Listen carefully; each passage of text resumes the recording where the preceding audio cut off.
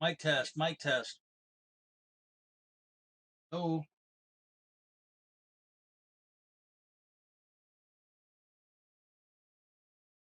mic test, mic test.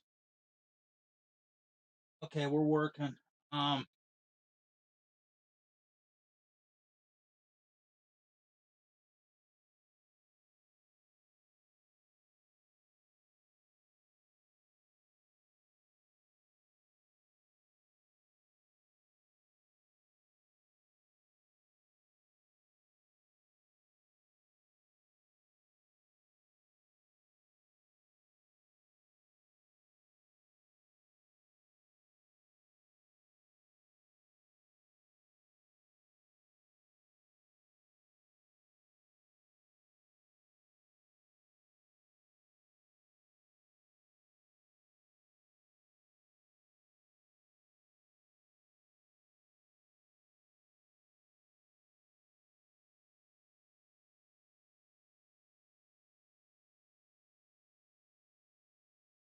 if I get this done, I can get this done before anybody's actually on.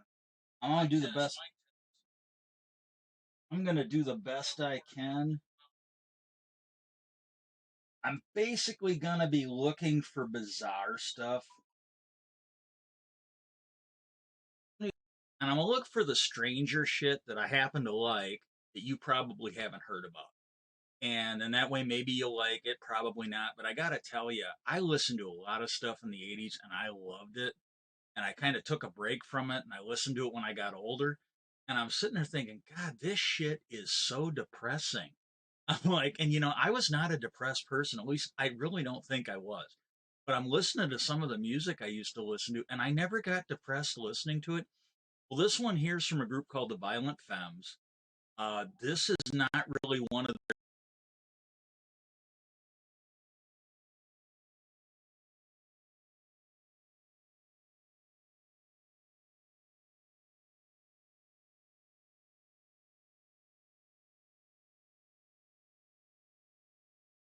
better known songs. And you got to think this is a little bit of a lame ass history lesson. In the '80s, there was like a big stock market crash.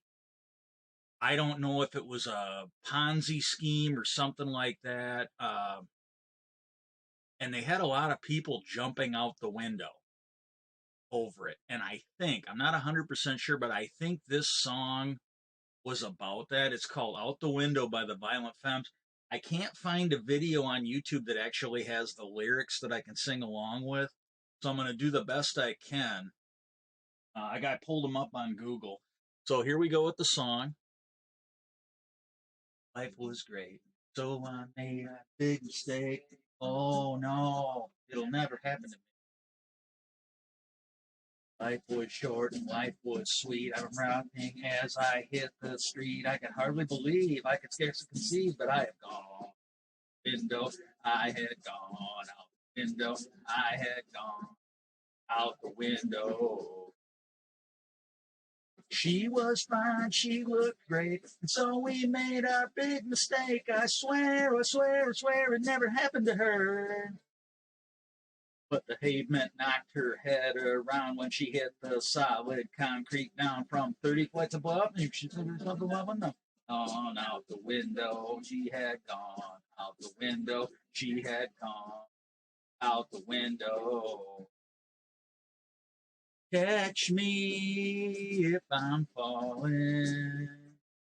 Catch me if I'm falling.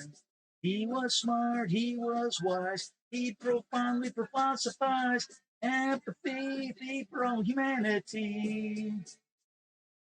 One day, on an open, gone out the window. I'm dead. He said yes to life for all his life, but then one day he said no. Go out the window.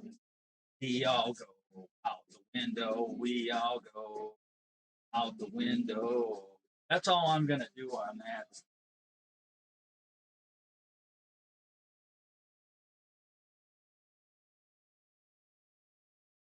I kid you not, there was a ton of weird stuff back in the day, but I'm gonna try and find some of the more bizarre stuff. The one I really wanted to do was the I grew up listening. For us it was entertainment. We only had like a handful of channels back then. There was like three or four networks, PBS. Um, some kids had more. My parents, I'm not criticizing. I had really good parents, but they didn't spring for cable very often. What would happen is every now and then we'd get a really good deal on cable. My dad would get it for a couple months, and then as soon as they wanted full price, he'd shut it back off. So we were pretty much stuck on what we could get over the antenna. But we would listen to this thing on the radio called Doctor Demento, and it was some bizarre shit. Well, they used to play this one. It was a dead dog song. I'm looking over my dead. It was a whole song, and it was just this bizarre shit that we used to watch. Hopefully the game will be starting up. There's a little bit of a delay between what I'm doing.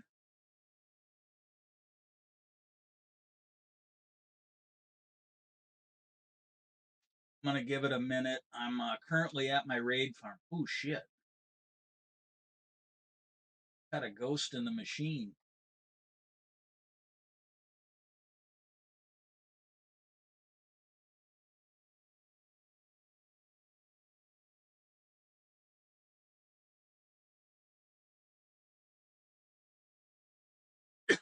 What you're gonna see in a minute. Oh, here we come. I when we got the new update that happened last week, it pretty much broke three of my trident killers. And because of some other stuff I'm doing, I've wanted to upgrade. Hope I didn't scare the crow away with my goose on. I really hope I did. But I upgraded the iron farm, and I added another layer up there with 24 more villagers. So I'm getting anywhere before three or four golems at a time instead of one or two. I every once in a while, if I come here, there'll be four of them, and then I think when I get the raid farm working again, I think they'll die faster. So I'll definitely start to get some more iron. But right now, it's basically going as fast as it can because they're getting killed by magma blocks. And then, but I got it's a weird thing, and I don't know if it's because of the upgrade now that they're cursed, or if it happened just because of the upgrade. But basically, all three of my trident killers quit working, and like I could tear them down and rebuild them, and they still wouldn't work. Like the block where each one of the observers was in would no longer work. So what I had to do is instead of having the piston here, I had to put it here. All the pistons, instead of having them on the left side, I had to put them on the right side, and then I just reversed the direction. If you're a Doctor Who fan, Third Doctor used to talk about reversing the polarity of the neutron flow. It's pretty much fix anything, no matter what. And so I literally reversed the direction of the redstone, and this one's working.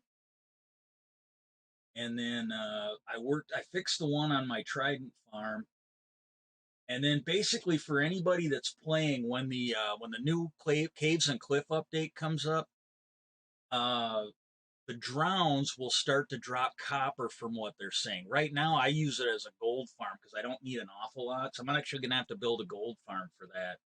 But the only one I don't have working is this one. This is the only Trident killer I haven't fixed yet. And basically, I think all I'm going to do is just reverse the direction, and I'll have to put, like, this piston will go here, This piston will go here. I'll just have to move them all one to the left.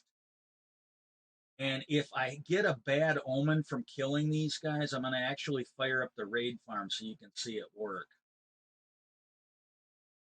No, no bad omen.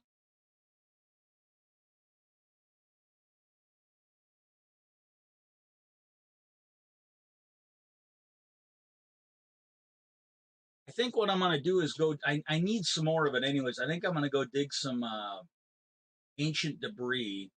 But since I made some changes, I'll show you what I did. Now, when I fix this one,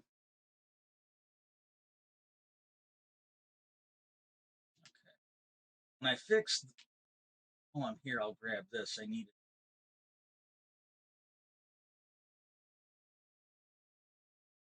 The other reason is I hope when I get over there, I used a different shulker when I went over there and I can't find it.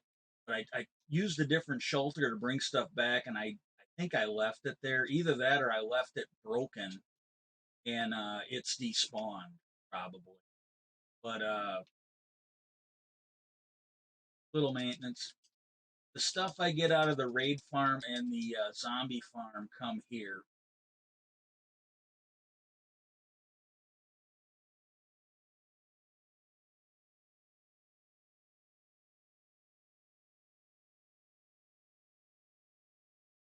Okay, this one here, basically what I did is I think I just moved it up exactly one block, and then it didn't matter which direction. And the other thing is I put more blocks around it. On the old one, I always used to get like loose zombies and stuff would come up. Hey, Crow, are you still there? Um, but I would get like loose zombies and drown that would actually come out. They would leak out through the pistons. And when I rebuilt this, I put extra blocks all the way around it. And either they have fixed the problem with pistons or that did it because I'm not getting any of them to come out of there.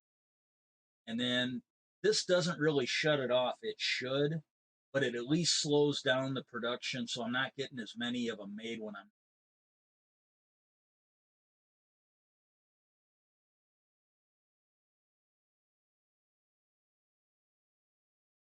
Okay. Now, the strange and bizarre stuff that I want to talk about. Um,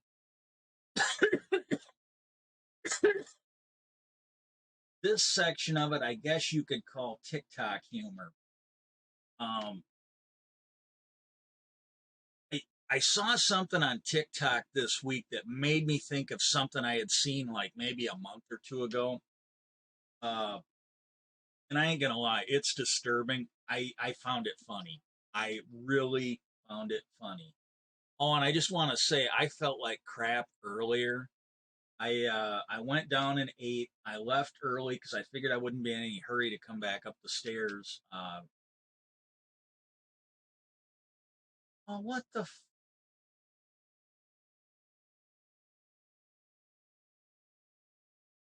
I give up on this shit. I don't know what caused it. I must have come by and a creeper must have blown up or something, but something blew all this up.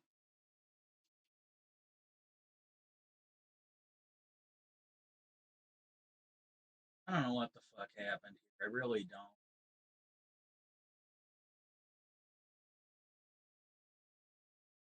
I really haven't been that active, but I haven't been feeling good, so it's entirely possible I did this. I don't remember. I really don't.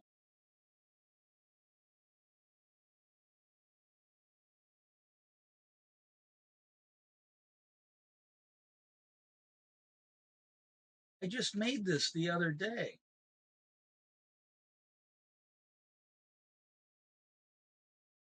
Later. I had a whole bunch of brown ones and a whole bunch of red ones, and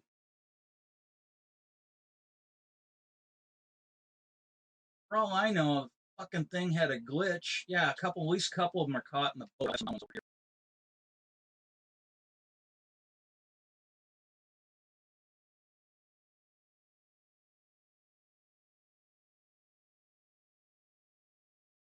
Yeah, there should be a. There should have been another shulker here.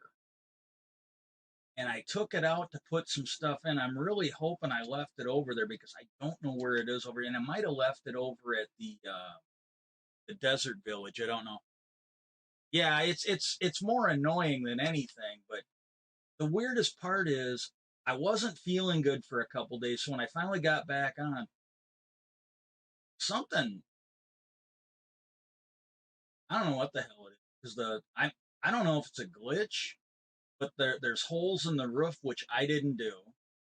And but I had a bunch of red ones over here, and I had a bunch of brown ones over here, and I was basically AFK, and there was like a lightning storm apparently while I was AFK. So I had red and brown on this side, red and brown on that side. Uh, it had killed all my cows. I haven't repaired the damage from that, but I've been slowly every time I was over here. I got like I brought a bunch over from my actual wheat farm, but I would basically every time I was over here, I put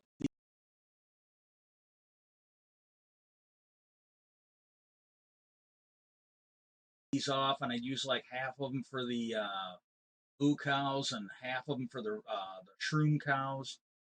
And I must have had like 30, 40, 50 cows over here. They were all gone. I mean, the lightning took them all out, apparently. Either that or they glitched out. And then I noticed that some of my turtles were gone. I used to have a lot more of them. So I put a glass hat over this one, and then I built a pole barn for my thing. It's just annoying because I just fixed it yesterday. And, well, anyways, and I got to be honest with you, I found this funny a couple months ago.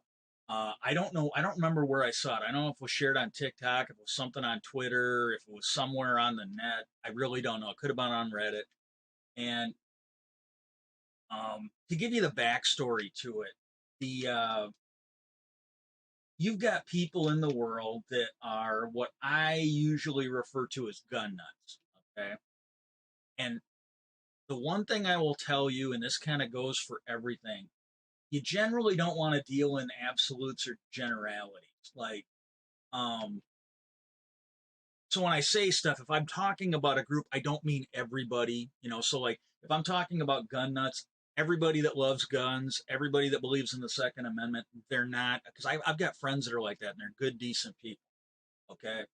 I'm talking about the people in the gun community. They're the moral equivalent of PETA or, hardcore militant vegans or, I mean, just the wild extremist, craziest. Well, they've got people out there that are just gun nuts, and I usually refer to them as ammosexuals. Okay, that is a term that I picked up, ammosexuals, and these are some pretty disturbed people. Okay, and then so the jokes that'll come out, and again, they're horrible jokes. I'm a bad person. I get it. It's a character flaw. It's something I'm going to probably have to live with, and so is everybody around me. But there is uh, but there's the jokes, if you got a guy that really is into guns and really into fat, big muscle cars, they probably got a little wee wee. That's the joke. It's a stereotype. It's a joke. I think in some cases it's true. And somebody was on a chat. Everything I saw was a chat. It was either, I don't think it was a text discussion. I think it was something that was in a chat forum, and I picked it up somewhere. And somebody was just going off about his guns. And I got to be honest with you, usually when you see somebody get into an argument, they usually get their ass handed to them because they're generally not that swift. This was actually the funniest and the cleverest answer I've ever seen. I don't know. It might have taken him a week to come up with it. I don't know. It might have been off the top of the head. I just don't know. But he made all this talk about his guns, and he was just talking about guns this, guns that. And some girl in there, she goes, "What is wrong with your dick?" And it was a joke. It was meant to be a joke along that stereotype. And the guy just spit it back. Like I said, it could have taken a month for him to come up with it. I don't know. It was the same guy. He goes, "Nothing's wrong with my dick," but he goes, "The last time I used my dick on an intruder breaking into my house," he goes, "the guy freaked out and had to have therapy. The cops were pissed off." And he goes, "And I had to go on one of those registries." He goes, "Believe me from personal experience, it's just better to use a gun." And I was dying. I just thought that was funny as hell, right? And yesterday on TikTok, there was a video that somebody put up, and it was one of those ones where, you know, tell me a movie that's lives rent free in your head, or tell me a movie clip that you can't get out of here. Well, this one here, the woman was going, tell me that you are dangerous without telling me you're dangerous, or tell me you're disturbed without telling me you're disturbed. And I swear to God, it sounded like the way the voice was, it sounded like it was something from a TV show or a movie. And I gotta say, it's pretty impressive that it's one that I haven't seen. And this voice, the guy goes, knowing the laws the way I do, I know if an intruder breaks into my house, I'll get way less time in jail for raping him than killing him. And I'm like, oh my God, that is just nasty. That is just absolutely nasty to be throwing out there. Um, yeah, overcompensating. Exactly. You know what I'm talking about. And then what the hell was it? Uh, but yeah, that was just the thing on gun because I just saw that video and it made me think back to that thing that I had seen on the internet like a month or two ago. And then uh yeah, anyways, I felt like crap when I was posting on Twitter and that earlier. And then when I ate, I went down to eat and I figured, well, I'm going down early enough. If I don't feel good, I can take my time coming back up. I was really trying to make the stream. And right after I ate, I spent probably the better part of an hour coughing up junk out of my throat and having stuff. The food that I was eating, it wasn't really spicy. Sometimes when I make tacos, the chilies that I put in the tacos, they'll do it. They act like a menthol or like a eucalyptus, and they just loosen your sinuses up. But between blowing my nose and coughing up, I got a headache from what was draining out of my sinuses, but coughing, I actually feel better now. I don't know if it's because of what I ate or just getting that crap out of my system. I don't know how long it's going to last, but I'm going to go for as long as I can on the stream. But I actually feel better than I did. I wasn't sure I was going to be able to stream. I'm not going to lie about it. Hey, for those of you on the server, no poaching my area over here because it's got coordinates and a map. This is usually a pretty good area for mining debris. The last time I came here, I think I got two debris, which is really piss poor showing. I'm hoping that that shulker is still over because if I lost that, I lost about 3 or 4 stacks of sea lanterns, and I have yet to get my.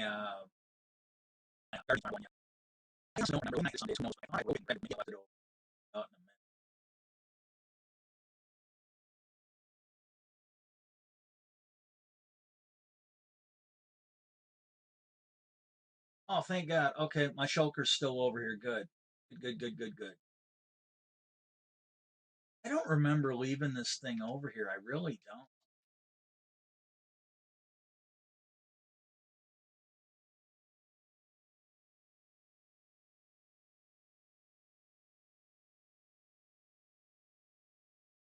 I gotta be careful because if I'm down here and I start opening chests, I'm gonna get jumped.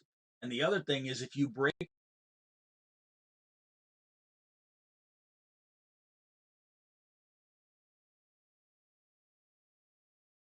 one of these and there's these guys are close enough, you'll get attacked by them.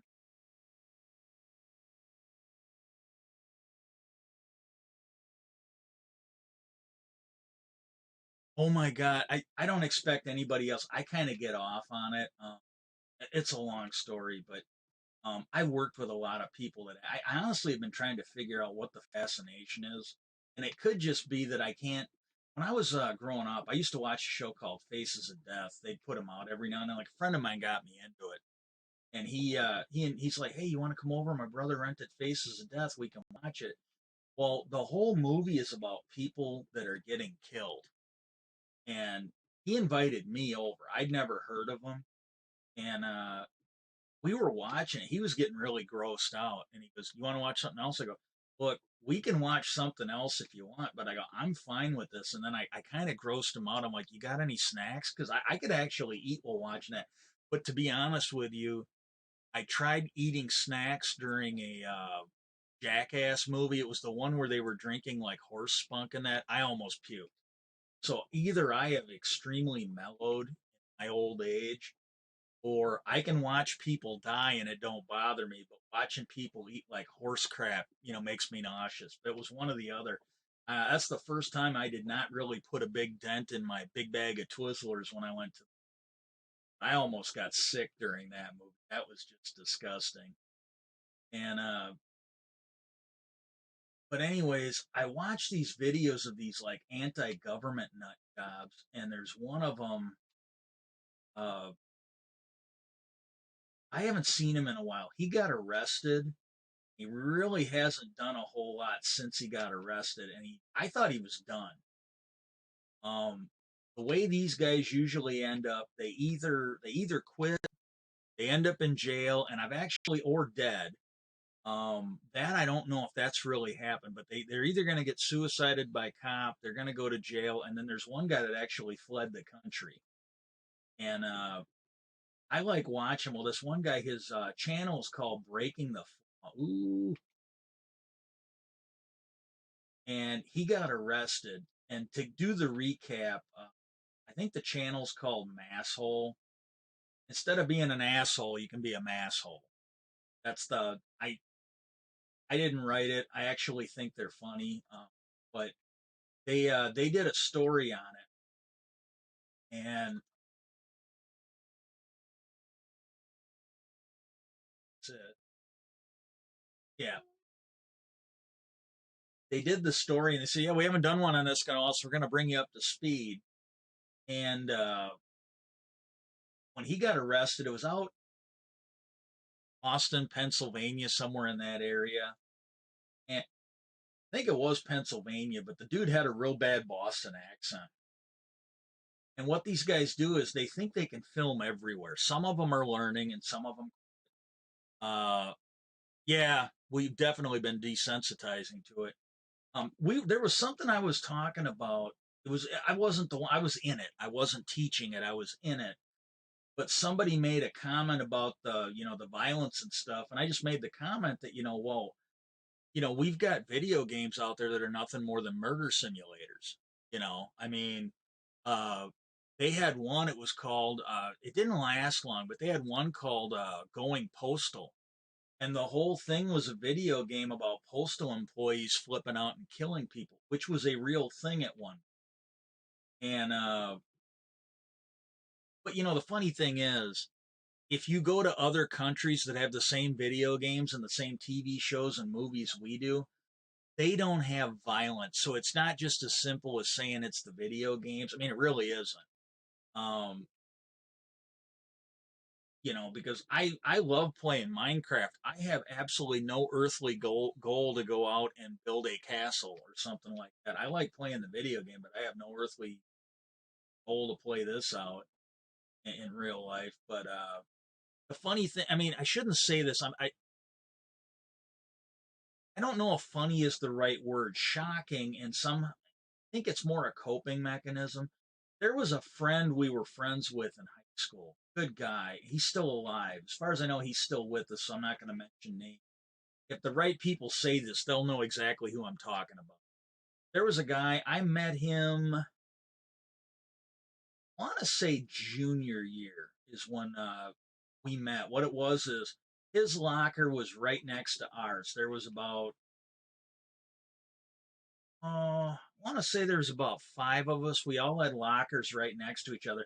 I knew a couple of them, and then but we all became friends, and we kind of became friends because the one guy that we were friends with, it was one of the guys there. He kind of had a criminal element going back. If you've ever seen the movie Breakfast Club, he was kind of like Bender, uh, Judd Nelson's character. I think it was Bender. Uh, he was kind of like that guy without the attitude, without the toughness, without the street smarts. Um, I'm gonna probably have to kill this guy. But what he did was, it did not take him long. And what he did was, he had everybody's locker combination. Uh, he waited until but he did. He hung around. There was a little bit of a criminal element to this guy. He hung around until he had everybody's locker combination. Then what he did is he gave it to everybody. So there were 5 of us that kind of became friends just because he was a thief. And he really wasn't a bad guy. Um, we played board games and other shit together, and every now and then he'd have to bring his brother. If there was anything wrong with him and his brother, I would say it was at least from the parents, if not the mother. She would make him bring his younger brother. This guy was like grade school, and we were all high school.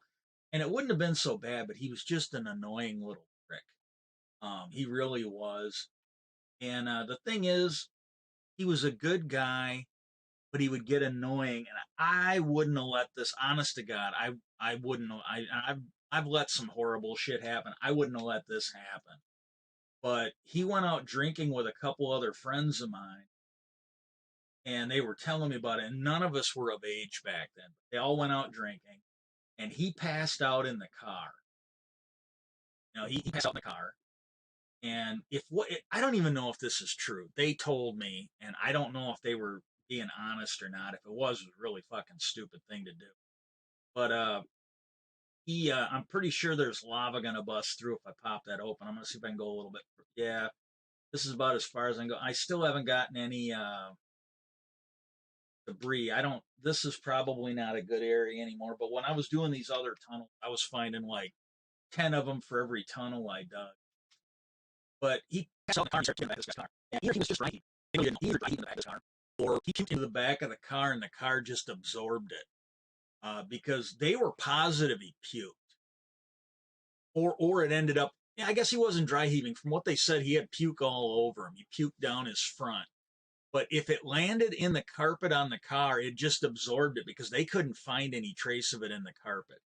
You know, and what happened is the one guy grabbed him by the back of the coat and pulled him out of there. They didn't get anything in the car, and then they just left him there, and they went in. And it's been a while. Like I said, I wouldn't. I would have probably been able to put a stop to this if I'd been there, unless I was passed out too. But they just basically threw him out in the yard on the sidewalk, and then they called the police and told him there was a drunk passed out. So he ended up getting the police taking him home, and that's pretty fucking shitty. That is just extremely fucking shitty. But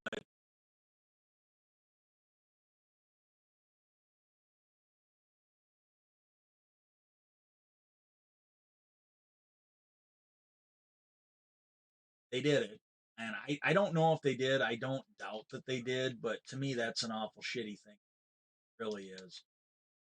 I am gonna need chest.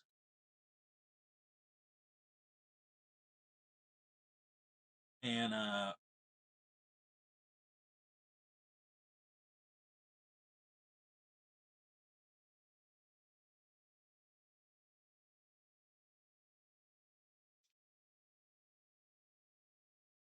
that he would have kind of been like that. That's just the type of guy he was. And then I heard about this years later. I mean, this made the paper, so I think this one was a little more accurate because somebody was telling me that somebody got arrested at the mall, our local mall.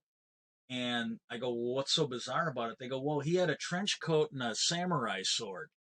And what it was, he was basically role playing the Highlander TV show or the Highlander movie. Apparently, that's what he was doing. He was going around with a fucking samurai sword and a trench coat. And I'm like, that's just fucking bizarre. Well, when I read the article, I saw the name and I'm like, oh my God, we used to hang out with that guy, but he kind of went.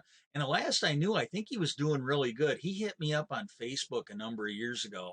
He's living in a different city, but I think he found a decent girl and things were good for him. I think he got away from his mom or his parents, got away from his brother, and it sounded like he was halfway normal. He found himself I mean, pictures they had, she looked pretty. I mean, she looked decent, and it sounds like she was a gamer chick. So he, he kind of outdid all of us by the sound of it. Well, I'm kind of glad for him if it worked out because, like I said, he really wasn't a bad guy. He was just a little bit of an odd duck. But what we're all odd to some extent. But yeah. Well, anyways,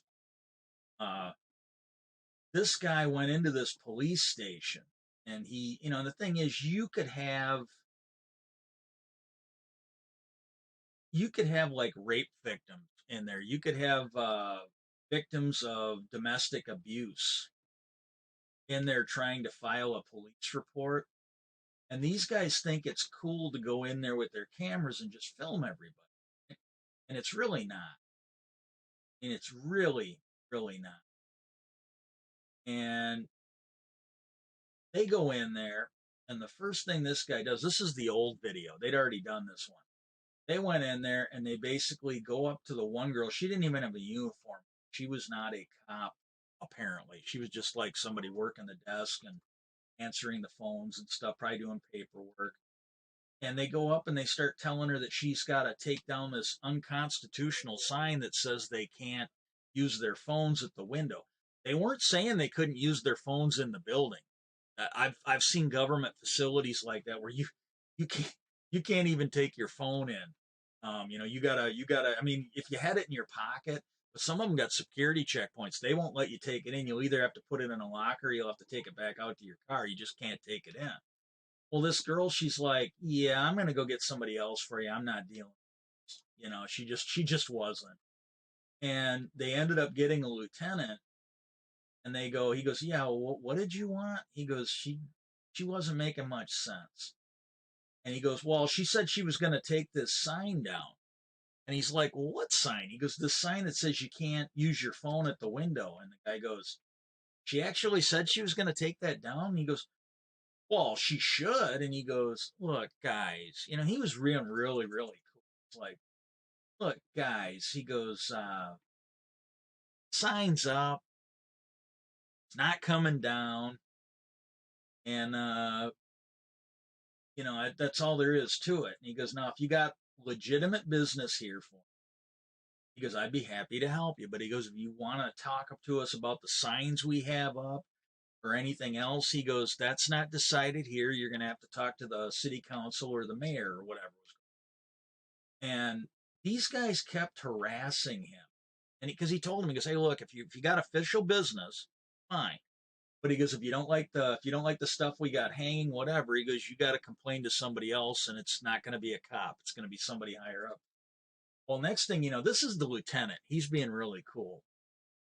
And the sergeant came up. He was on their side of the window. And he goes, and he's got like this thick Boston type. All right, you're out of here. And he rips the phone out of one guy's hand, hands it to another cop. He grabs the guy by the scruff of the neck and just literally throws him towards the door. And this cop is like half the size of either one of them. He's not a very big cop, but he threw this guy across the room like a ragdoll. Goes, you're out of here. And he basically hauled him to the door. And he came back to the other guy. Now, just for clarification, the guy that he grabbed the phone from, this is the guy breaking the flaw. The other guy's name is Accountability for All, is his channel. He's currently, I believe, in federal prison. And the main thing I want to talk about here is how fucking stupid these people are, okay? The thing they got him for wasn't his auditing, although they occasionally get busted for that. But usually when these guys audit, they don't get in a whole lot of trouble. And, in fact, most of these guys, they intend on getting in trouble because it allows them to beg for like legal fees and other shit. And what happened was uh, this guy got busted for like robbing a place. I don't know if he used a gun or like a crowbar, but he used a weapon of some kind to rob a place. And they had him on video. They caught him on video surveillance, and it took a while for him to get him, and then it got hung up in court. And the way it was being explained, because there's some of the people like Masshole Reports, that's why I like watching these guys. They actually look into the cases and they sort of tell you what's going on. And what they found was when they busted this guy, they brought him in. Well, they had him on camera, and they figured out that his ex-girlfriend was in on it. Well, they ended up talking to her because he's a bigger piece of shit than she is. In fact, she probably only got into it because of him. But what they did was they got her to flip over on him in exchange for a deal. And this is the funniest part of it. when they told him about it, this is what was reported. I don't know if Masshole did it or somebody else. But when they told him about it, I go, well, yeah, your ex girlfriend flipped on you. She told us you did it, and he had been basically, oh, I don't know what you're talking about. I don't know anything about it. As soon as he found out he'd been dimed out by his ex girlfriend, he goes, well, how can she flip on me when she was the getaway driver? It's like, dude, you might as well give him a urine sample at this point. You just confessed to the fact that you were in on it with her. I think a reasonable juror will buy that, right? So he ended up going to jail for it. I don't know how long he's going to be in there. And well, anyways, when Breaking the Flaw got arrested, I haven't seen that guy auditing since, and it's been a while. Well, he just started doing it again, and but in this one here where he got arrested, that cop dragged him and Josh outside. Hot tow truck girl who was with him, she came on her own, and that sergeant was just going off on him. He's like, "You guys want to come here and stir up shit? We're not having it." And that guy, instead of calming down, he just flipped out. He's screaming, I want badge numbers. I want him arrested. And that sergeant goes, you're not getting shit from me, ass. I mean, this is right on the tape. You're not getting shit from me, ass. I mean, he's just going off on these guys. And then they had this guy all wound up. He's like, I want my phone back. That sergeant skipped his phone across the parking lot. He just winged it. His phone was bouncing across the parking lot, landed in some flowers or whatever. Well, the lieutenant came up because this guy had a meltdown. Somebody made the comment the other day that a lot of these ones that do this, these are people that growing up never got told no. They were allowed to do whatever they want. And then when they get out into the real world as an adult and they're constantly told no, no, no, no, no, they throw these temper tantrums. He lost it. That lieutenant came up, and again, you could barely hear him because the guy kept screaming over him. He goes, look, sir, he goes, you're going to have to calm down or we're going to arrest you for disorderly. You can't be doing that, you know. And he just kept flipping out, and he kind of looked at the sergeant. If he said anything, you couldn't hear it because that guy was just having a meltdown. Well, they arrested him. And I have heard people get tased and scream less. I saw one of these auditors get shot and scream less. And in the comments, when he put the video up, there was a woman, she goes, I gave birth to a 9-pound child with no drugs. I didn't use an epidural or nothing, and I didn't scream this much. She goes, this guy is pathetic. And so they showed you that. They're like, yeah, this is the last time we saw the guy, but he did. He screamed literally like a stuck pig when they arrested him. I think they put him in a wrist lock, but he just squealed. Oh my God, was it bad? And well, then the new one, uh, I don't know exactly what they were doing because nobody showed the full video, but they were outside a hotel or something like that, and they had been told to leave, and he's found a couple other stupid people to go along. Well, they were out in front of this hotel. The cops came and they started talking to the one guy. Well, he wasn't going to leave, and I guess one of the guys got in trouble because he was running around putting stickers on like street signs, like stop signs, speed limits, and the stickers basically tell people not to follow the law. Well, that's I don't know exactly what they call it, but that's basically graffiti. I don't know what they technically call it, but it'd be the same as doing graffiti on stuff. That's something they can actually charge you with. As candy ass as it sounds, that's something that's probably not a good idea. And in this one here, he was acting like he was going to go up and stick it on a cop car. And his friends are like, dude, man, don't do this crap again. Then he went and stuck it on a trash can or something like that. But, oh my God, are these guys nuts? Well, they were at this hotel and they arrested the one guy. And the cops are talking to him because they basically told all three of them, you got to ID yourself because we're trespassing you. And then that way you can't come back.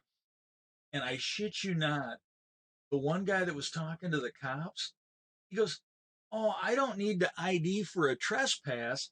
I was trespassed from here last night and they didn't need to ID me. And the cop goes, yeah. And because they didn't ID you, we can't arrest you tonight now that you're back doing it. He goes, we're going to ID you. we're going to fill out the paperwork. And he goes, the next time you come back and harass this business, we're going to arrest you. But I just can't believe how stupid these guys are. Just like, oh, well, I got trespassed from this place last night and they didn't need my ID. I swear there was one of these videos I was watching. Oh, the guy did it all the time. He doesn't do it anymore, but the guy used to do it all the time. He'd go, he's down in Florida. Uh, he would go and do these things and he would literally like tell the cops, oh, I do this all over the state, all over the country, and I never have a problem, right? He tells them, they used to tell him that all the time. He doesn't anymore. And what happened was, he, in these videos, every now and then they'd be like, well, we're going to trespass from the building, so we need your ID. And he'd be like, oh no. He goes, you don't need my ID, you can just take a photo, that's all you need. And they're like, no. He goes, we're going to trespass you, or we're going to arrest you for refusing to ID. And then usually what they do, the cops will go and they'll book you as a John Doe, and they can't take you to court until they ID you. And I heard one of these guys bitching, and I think the cops were being dicks. I still think it's funny. Oh, look at that! Woo! Yeah, I got me some ancient debris. I think I'm gonna find. It's gonna be another shit mining session, but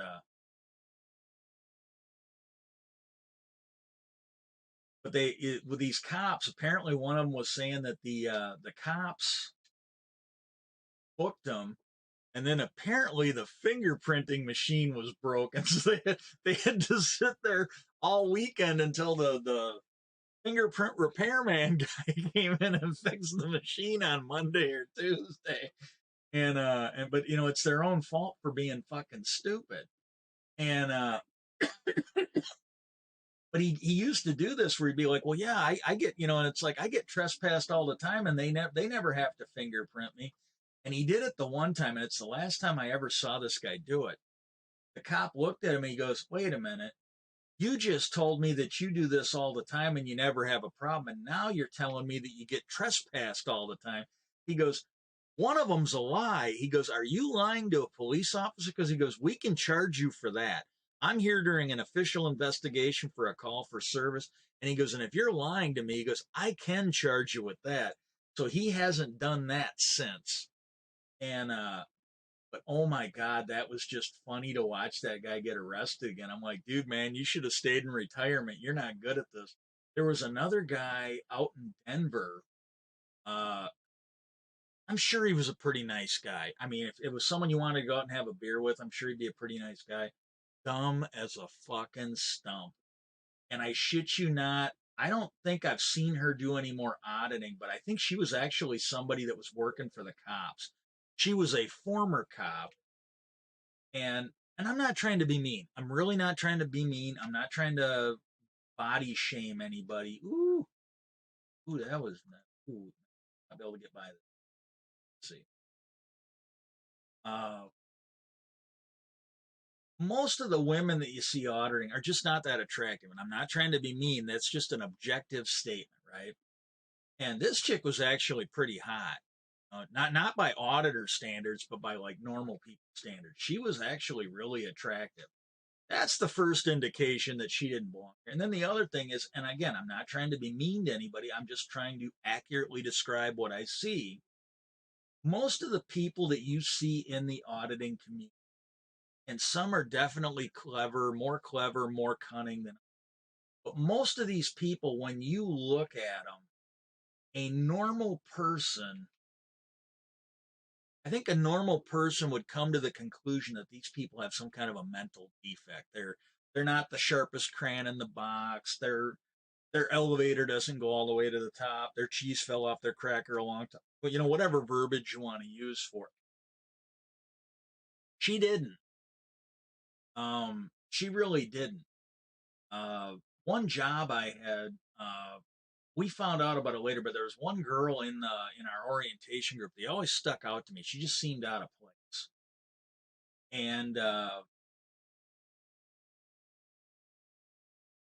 we found out later, like I got hired on a Monday at this place. You had like 2 days of orientation, so I had orientation Monday and Monday and Tuesday, and then Wednesday I was actually out working on. Doesn't really matter what job, but one of the girls in the orientation, she just seemed out of place. I couldn't really describe it. I'm like, yeah, something seems off about it. And then, so that Wednesday was my first day on my new job. And then the following Wednesday, they brought in two new people. They were the next week's orientation group, and they both of them ended up working right next to me.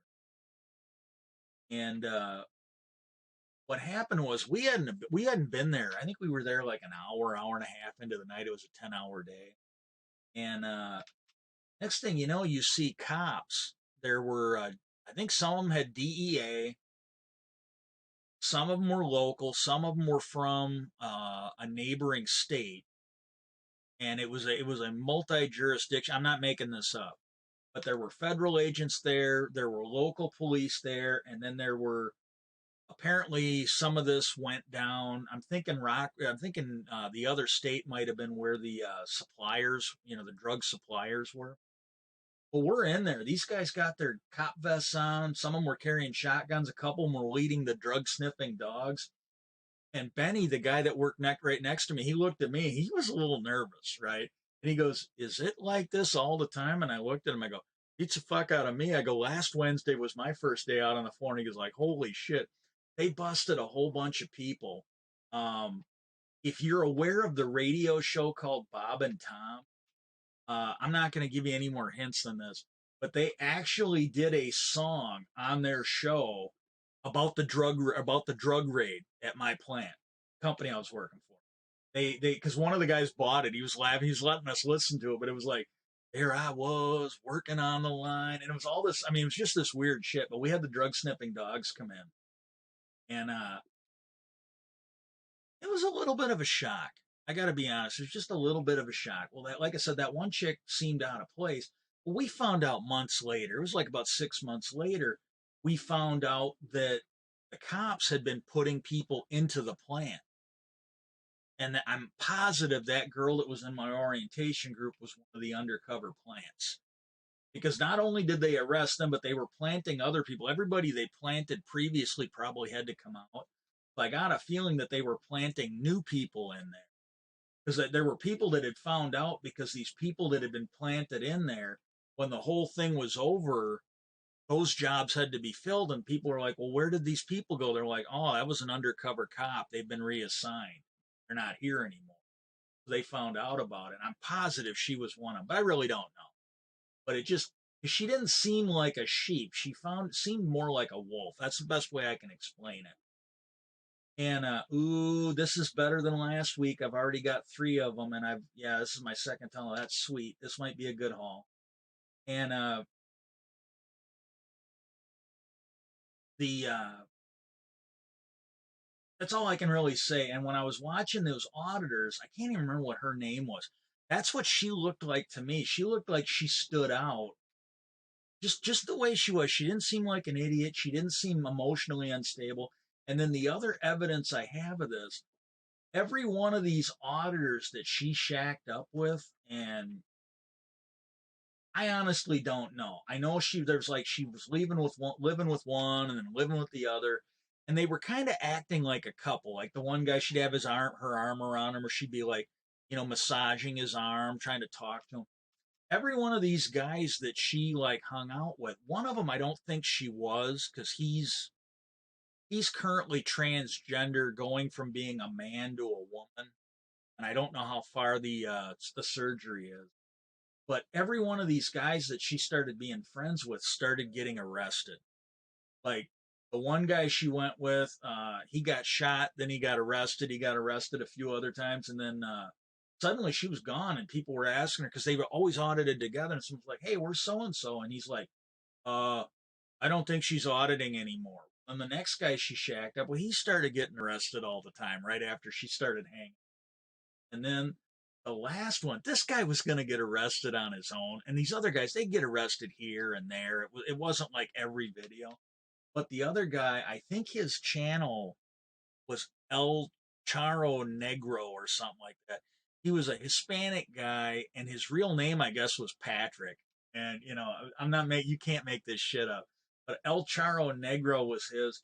Well, he'd gotten arrested a few times. Well, right after she kind of hooked up with him, he quit making auditing videos. He started making arrest videos. He was just getting arrested all the time. Oh man, I think I lost everybody. Hey, if anybody's still there, please say hi. But he started making these just nonstop arrest videos. It was just unbelievable watching this.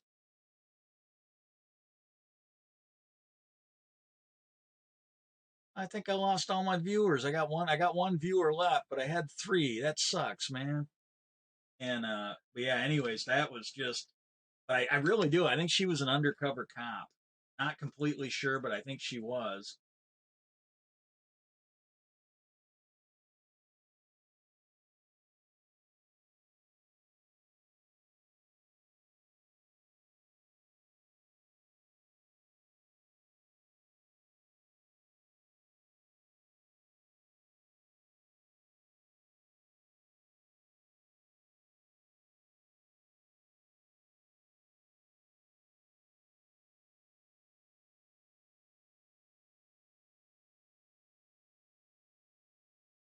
I'm so sad. I'm really trying to make these. I can actually go and turn this on. I'm really trying to make these streams interesting. It's like, and hey, if anybody sees this, if I'm not making the stream interesting for you, start bringing up other topics. I really don't care. Um, it's just if there isn't anybody asking questions, I'm just going to talk about whatever's on my. And like I said, this one douchebag, they had a video for him, and that's what I've been thinking about. I'm not kidding you. That busted me up, and that dipshit got arrested. Oh, what's the other one? I gotta watch this tonight. This was one of the first auditing groups that I ever watched. It's called Free Keene. They're out of New Hampshire, and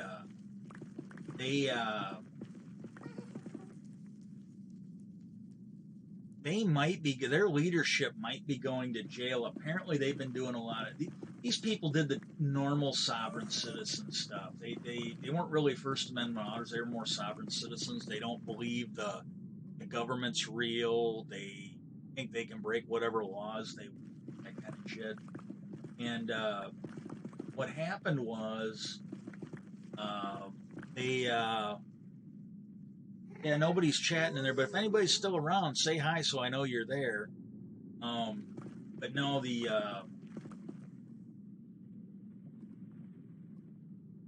actually did a few cool things, but most of what they did, they basically just try and break the law. Like they tried to declare their house was a church so they wouldn't have to pay taxes. Uh, they thought that getting a permit to have a dance party was an option, and they kept getting shut down. They didn't think they had to register their car or get a license, that kind of shit. And after a while, enough of them got arrested that they quit doing it. There's a lot.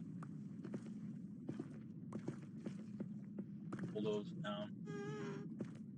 But they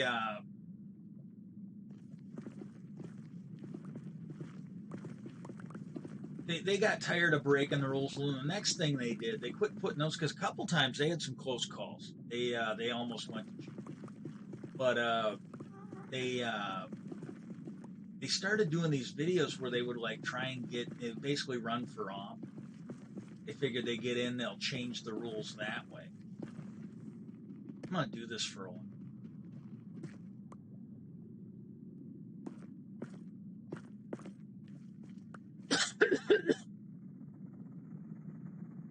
Got fun.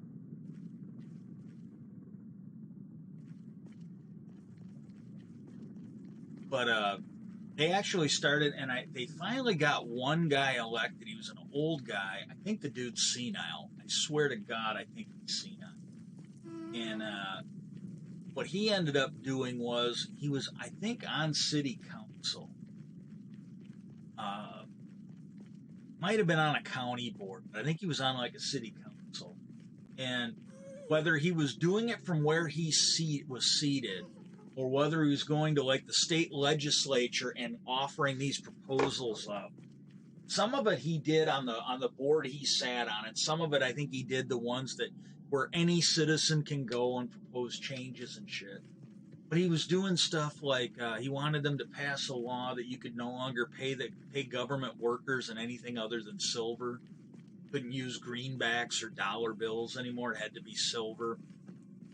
He passed another one that it would basically make it so you didn't need a driver's license to drive. There were certain things that happened, like if you didn't pay your taxes or something like that, it was basically an administrative hearing, and they would take your house from you. You know, there were just certain functions of government that were done by administrative hearing. And he's in there going, well, he wanted every one of them to go to a jury trial. And, you know, and these people are like, dude, you are fucking nuts. You know, we're not gonna drag everything down into the gutter and tie up the courts for this nonsense. You know, people are just gonna have to pay their bills. No big deal, you know. And he was always doing this shit. And they even had a couple where he got busted. I don't know if it's because he didn't register his car because he didn't have a driver's license, but he was constantly getting arrested for that. And they'd show his court where he was flipping out in court. And I've actually even seen legal experts or legal laymen explaining, oh my God, that cop or that guy should just be slapped by that judge with contempt because he was just being an ass, you know. But that's the shit they were doing. Well, I gotta watch Masshole later because they got a new video where those guys are. I think six of their leadership are gonna go to jail for something they're doing with bitcoins. It's like financial fraud or something like that is what it's listed as. So they're probably gonna be going to jail. And so I don't know. I want to see it because those guys haven't been on it. Now, if you were aware of that march, this is why I like following this stuff because sometimes it comes out to be useful, interesting. If you were aware of that march down in Charlottesville, Carolina, it was the one where those guys were running around yelling, "Not racist" and all that. There was a guy that did an interview with Vice News, and with that, he made a comment to Vice News. He ended up getting picked up by the cops later, and I don't know if he went to jail or if they wanted to put him in jail. I don't really know what happened to him. But when he was on, that was the one where like some protesters got run over by a guy in a car. There were ministers of faith. There were, I don't know what denomination it was from. It wasn't just one religion or another, but there were religious leaders down there that were actually under attack. And then, you know, for anybody that's interested, the Black Lives Matters group or the Antifa groups, I don't remember if it was Black Lives Matter or Antifa, according to those ministers, they were the ones that came and protected them. The cops were basically fucking not up to their job. And these I think it was the Antifa group, they actually came to their rescue and protected them from these fucking nuts. This guy was given an interview with Vice News, and he basically made the comment, I'm trying to quote him exactly, but I'm at least in the ballpark, but he made a comment about, well, we're not non-violent, we'll kill these animals if we had to. I guess being black makes you an animal, this guy. That's all I can figure. And then, but he basically, yeah, we're not nonviolent. We'll kill these animals. It was that was the main reason why, because I think down there too you had, I think it was the Proud Boys.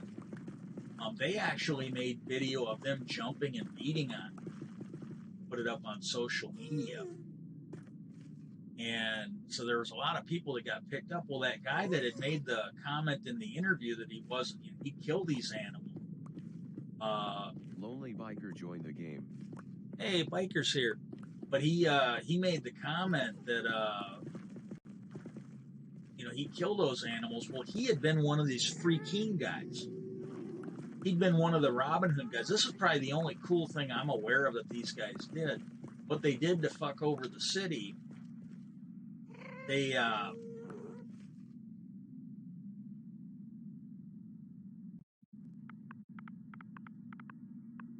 From they hung out where the parking meters were. And I mean, seriously, this is the only cool thing I think these guys did. They,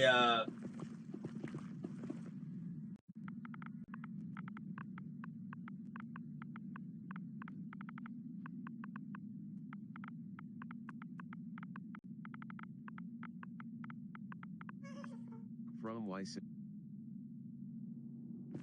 But he was one of these guys. What they would do is they would go around and they would put money in the parking meters for people.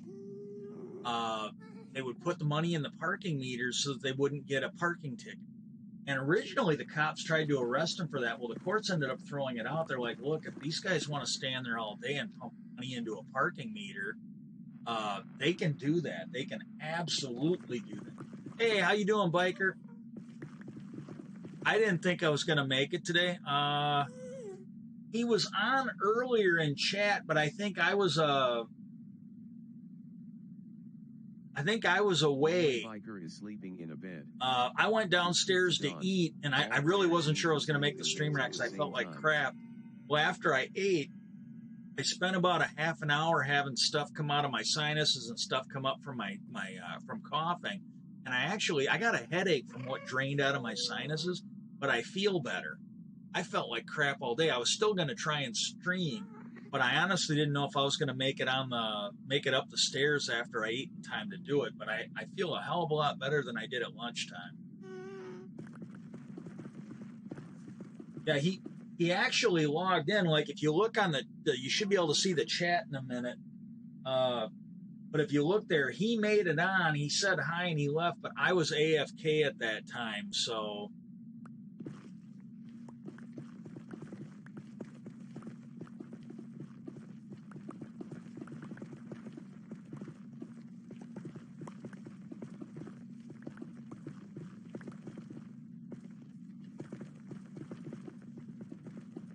I'm not accusing anybody because I honestly don't know, but when I got back, it wasn't like that when I left. I don't think. Now, maybe I ran by it because I was doing stuff. Maybe I ran by it, but I don't think I did it. But I don't think it's a big deal because I actually think it was an accident. If it's anything at all, and it might have been an accident I did, I really don't know. But when I got back on and I was coming over here to stream, all my mushrooms were loose. And I had just built that pole barn on it yesterday, and they were all loose. None of them were in there because I saw them over by the nether portal, and I'm like, what the fuck? And I thought maybe I had opened the gate. Well, no, something blew a hole in the side of my pole barn. The fence was gone. There's a couple holes in the roof. I have no idea what happened. I'm thinking a creeper went off or something like that. I don't really know, but that's all I can figure is a creeper went off. But yet, if I'm AFK, so I don't really care. If it's an accident, it's an accident. But I would dearly love to know what happened to my shit while I was AFK. But the way my head was earlier and the way I was yesterday, it's entirely possible that I ran by the thing and set off a creeper and just wasn't aware of it.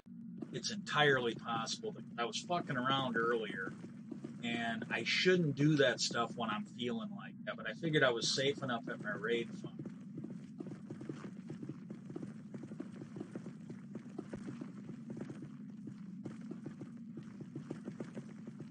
I'm just glad that when I got done adding on to that raid farm that I broke all the beds, because that happened the last time we had new people on. I was showing him my trading hall, and the dipshit on the way to the trading hall started killing pillager captains, and he set off a raid.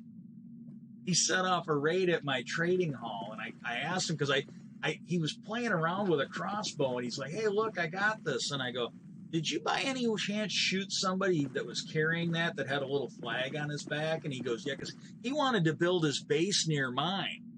And I go, "Did you by any chance kill a pillager captain, that was carrying that?" And he goes, "Yeah, why?" And I go, "Oh my God, this is why you need your own base, because I go, I can't have you over here blowing up my shit like this. I go, I do it enough on my own. Crow made it for the stream for a little bit.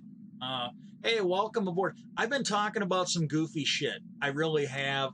So if anybody out there, feel free to start a discussion on something else, because what I'm talking about is probably only fascinating to me. But until somebody starts changing the direction of the conversation, it's probably going to stay right where it is. Because whatever I've got on my mind is what I'm more likely to talk about. Okay, I'm going to try and tell jokes now. Now that when I didn't have anybody watch and I didn't really care, but I'm going to try and tell some jokes now that I got some people on. A kid comes home from school and he's talking to his dad, and he tells his dad, he goes, yeah, he goes,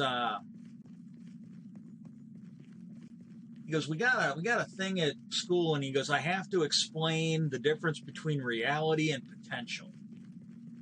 And his dad goes, hey, I think I can help you with that. And his dad goes, what I need you to do is I need you to go to your mom, your sister, and then your brother, and I need you to ask all of them if they'd sleep with Brad Pitt for $1 million.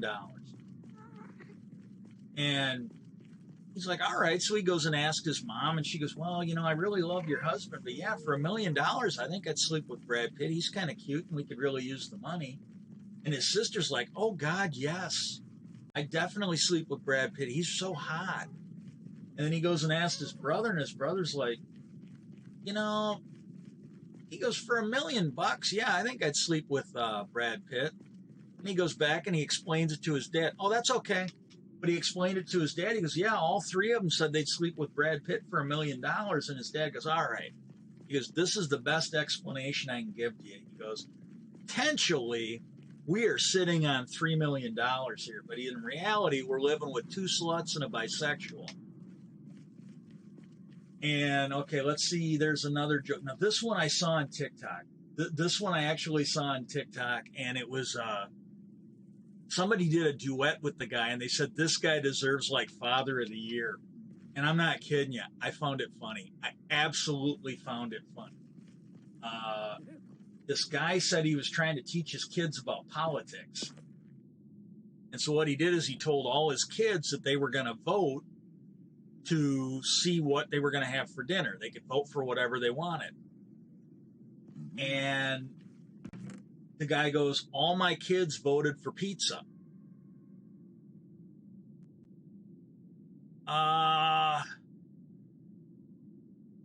Okay, I don't like bashing cops, but I think none, because they'll just beat the room black and blue.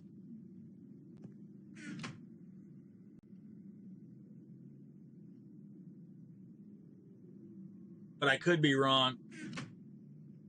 Well, anyways, this guy basically said he was trying to teach his kids about politics. So he told them to vote for what they wanted for dinner. And they all voted for pizza. And then the guy goes, I made them tacos. Because he goes, I had to explain to them that they don't live in a swing state. And I'm like, that's mean. That is so mean. But it was the whole thing. He's letting them know, like, hey, if you're in California and you're not a liberal, if you're not a progressive, you can vote for whatever you want, but that's what you're going to get, because you're living in a real blue state. And if you're like in Texas, you could be a really good, if you're not a conservative, Democrat or Republican, you can vote for whatever you want in Texas. That ain't what you're going to get basically conservative, because that's not a swing state. It's a political thing. I kind of like it, but that one cracked me up.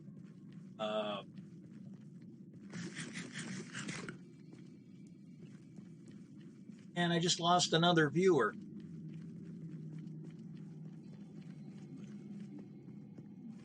I'm trying to think of some good jokes. If my head was clear, I'd be better. I can usually come up. I need a better day than this. But I'm trying to. But that one though, that was another one that was on TikTok.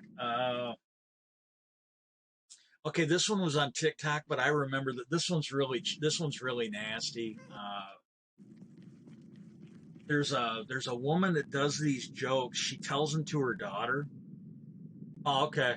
Um, there's a woman that tells these jokes with her daughter, and her daughter gags on every one of them. Just absolutely gags on every one of them. And I had heard this one going back to high school, and her mom, this one here was really getting to her because she was having trouble telling it. And she goes, "What's red and has 7 dents?"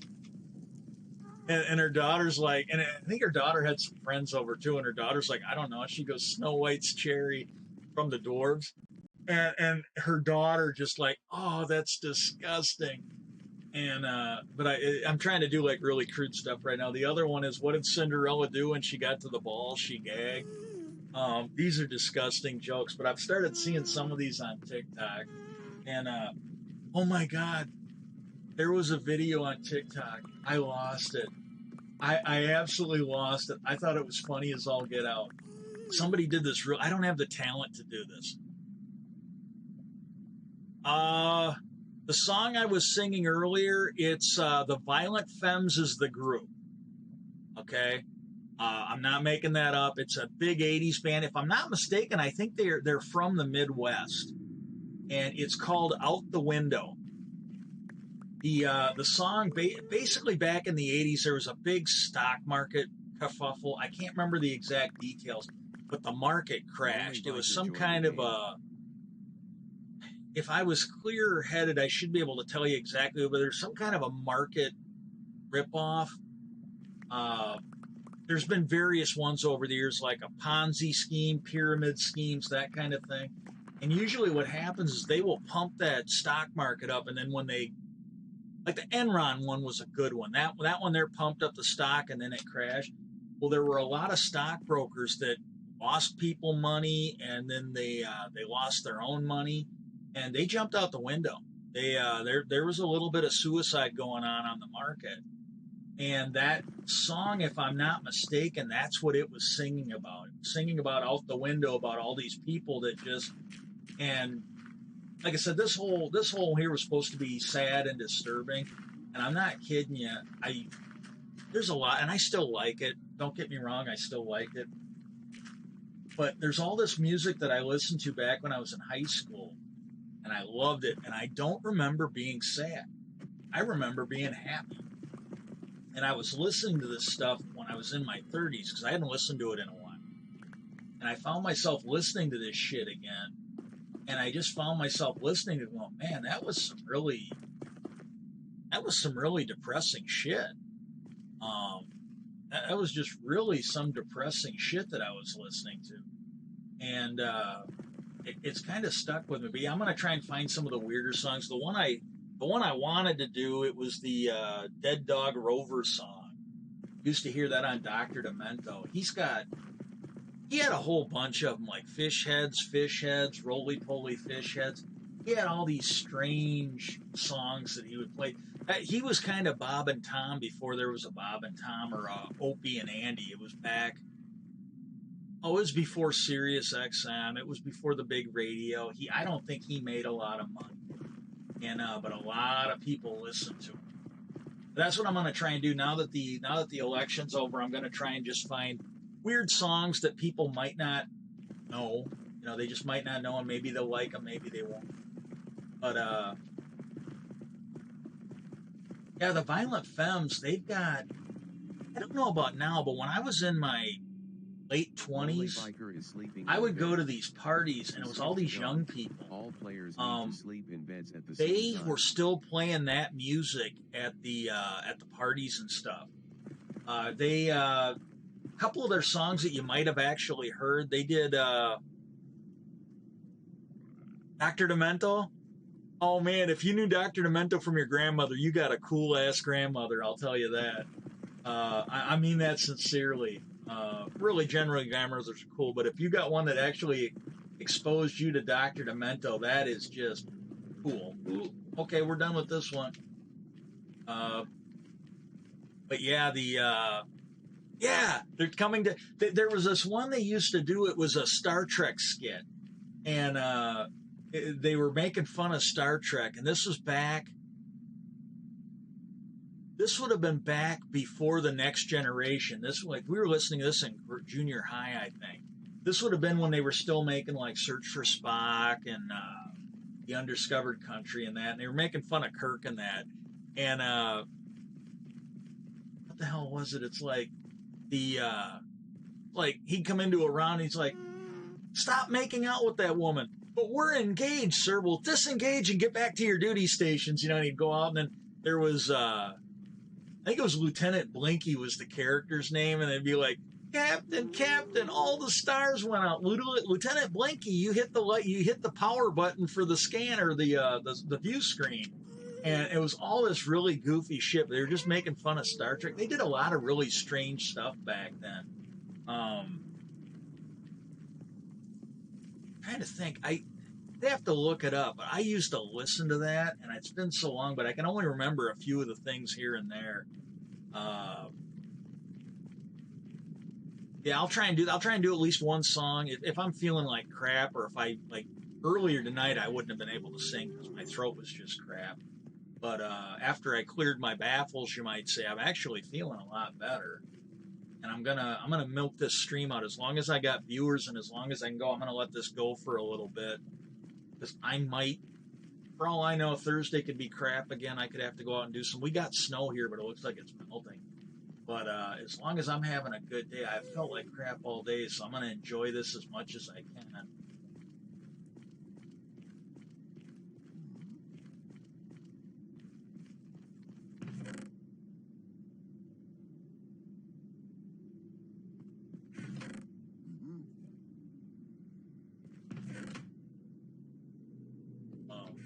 Oh, hey, I think it's Echo Soldier or something like that is the channel. He had a video, and the title for it said the date. It was a date for the 1.17 update, and I watched it. I watched it from start to finish.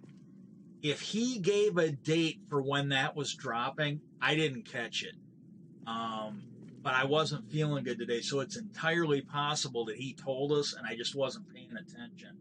I have 6 ancient debris. I wish I had this thing set up where I could put some words on the screen to keep a track of my ancient debris counter. I'll have to work on that down the road.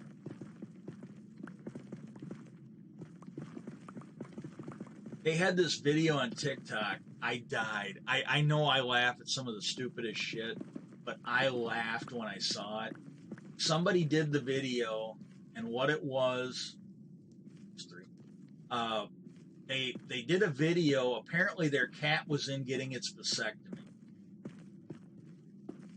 So they got the cat. It's in the surgical theater, and it's just like humans. They got him covered, so part of the body is covered by a sterile blanket, and then it was open for the legs. The cat was on its back.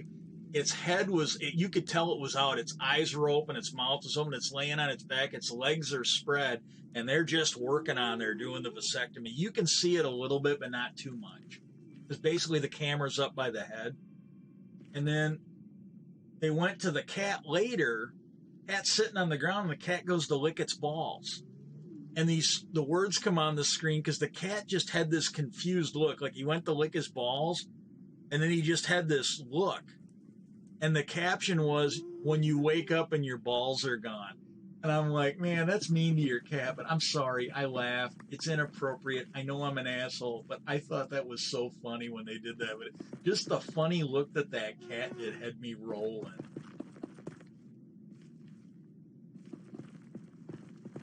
When you wake up and your balls are gone. Like, oh my God.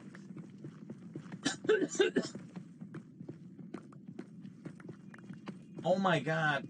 I have been watching these strange videos on TV, or on YouTube, really. Now, this one, I think they were actually real stories, and it looked like it was talking to a couple people. They're pretty sure it's a TV show. It used to be on the Lifetime Movie Network, I think. The YouTube channel was LMN, I think, and I think that's for the Lifetime Movie. And I don't know what the name of the show is. I'm going by the title of the video on YouTube. One of them that I was watching was literally called Celebrity Ghost Stories, right? these cracked me up. And again, I don't know if they're true or not.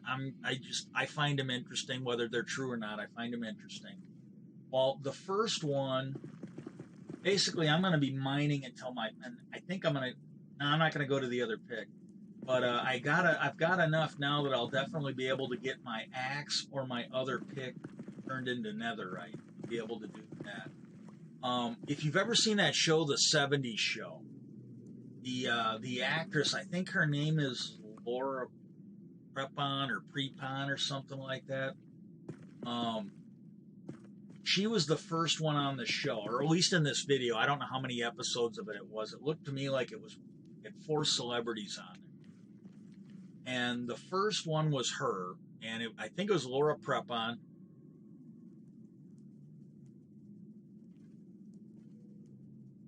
Oh, I hope it's laughing at inappropriate stuff. But yeah, I laugh at just some of the goofiest shit. I hope that's what it was. Otherwise, I have no idea what you're talking about, Crow.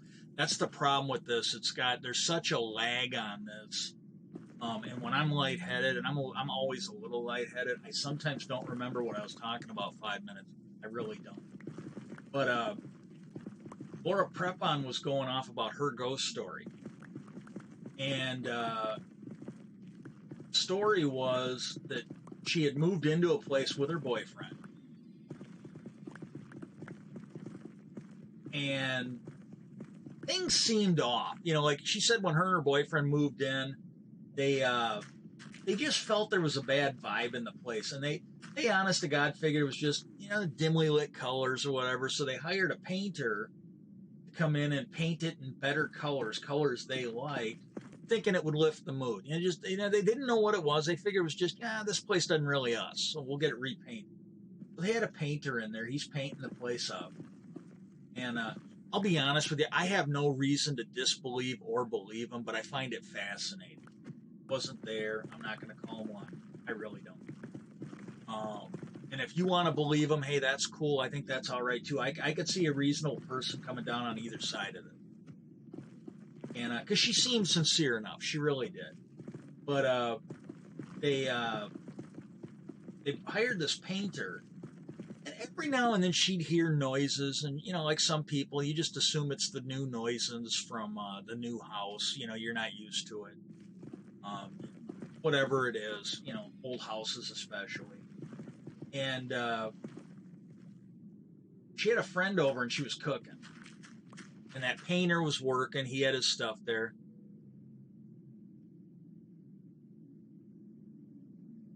Hey, if you can put a clip to that up in the Discord, that would be great. That would, just for research purposes, because I'm actually a fan of her artistic work. Yeah, if you could put that in the Discord, a clip to that, if you could find one and throw it up there, I'd really appreciate that. Just for the artistic value of it. But yeah, she had this friend over, and she was cooking. Well, there was a knock at the door, they thought. And so since she was cooking, her friend went to get it, and her friend came back, and then she's like, "You heard that knocking, right? Because there was nobody there." Well, you know what? That could be some kids playing ding dong ditch, whatever. That's not anything supernatural.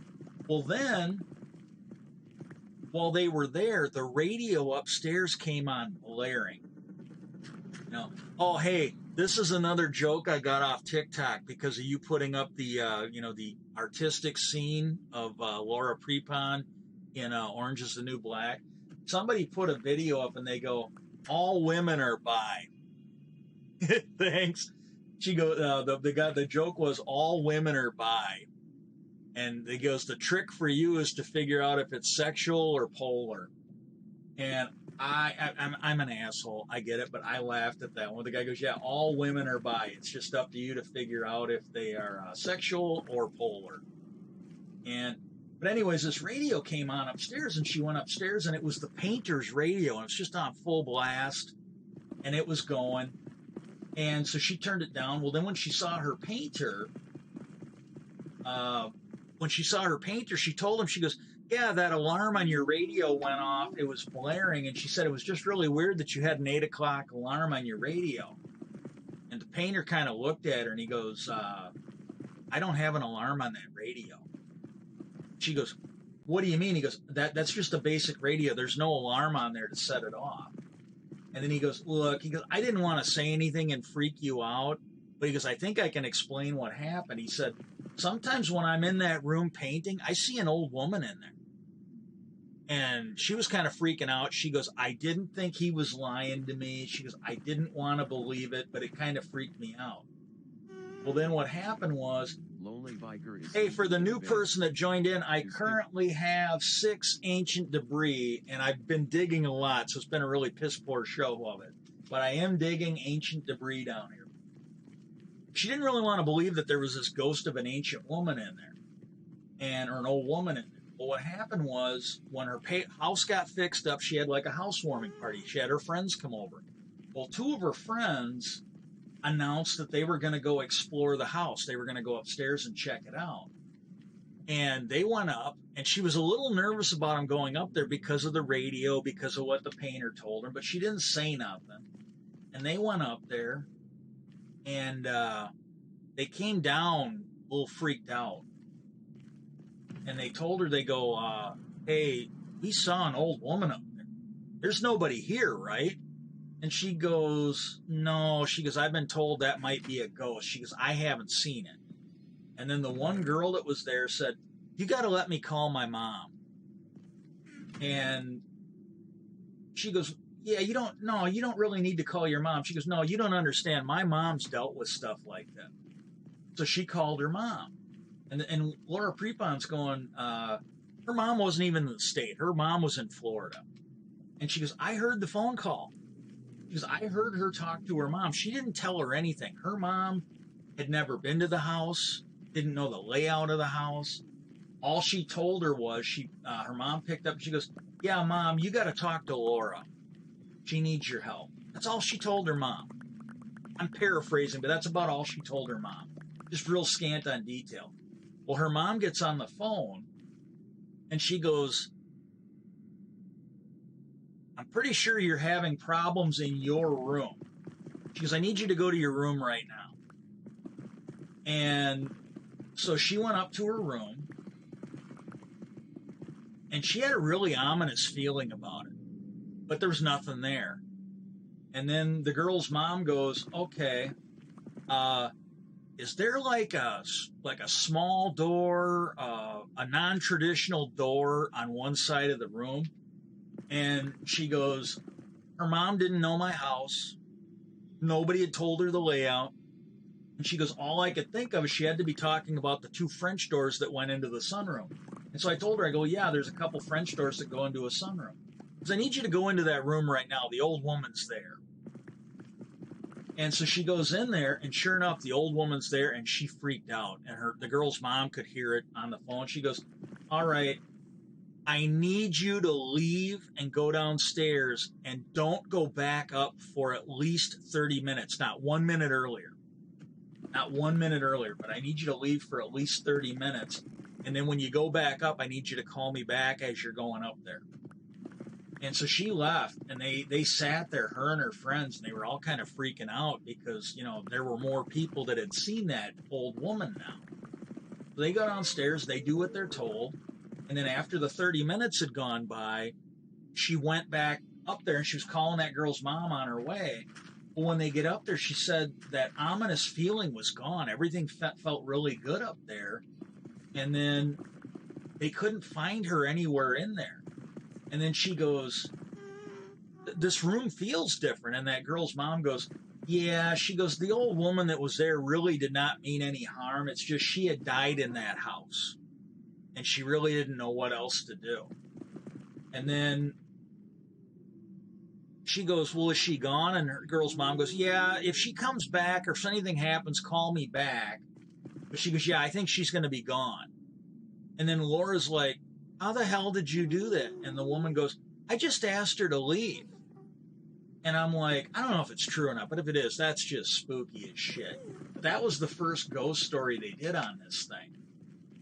Okay, now the second one, I think the guy's name is Vince Neil. I think he was like the lead singer for Motley Crue or something like that. That was the next guy on the show. And basically, apparently, his house growing up was haunted. And, he goes, and he got into the story and he's like, when I would go into my room, he goes, as soon as I would put my head down on the pillow, I would start to hear things. It always sounded like a party was going on. I'd hear noises. And he goes, the other thing is I had a closet with a light on in it. And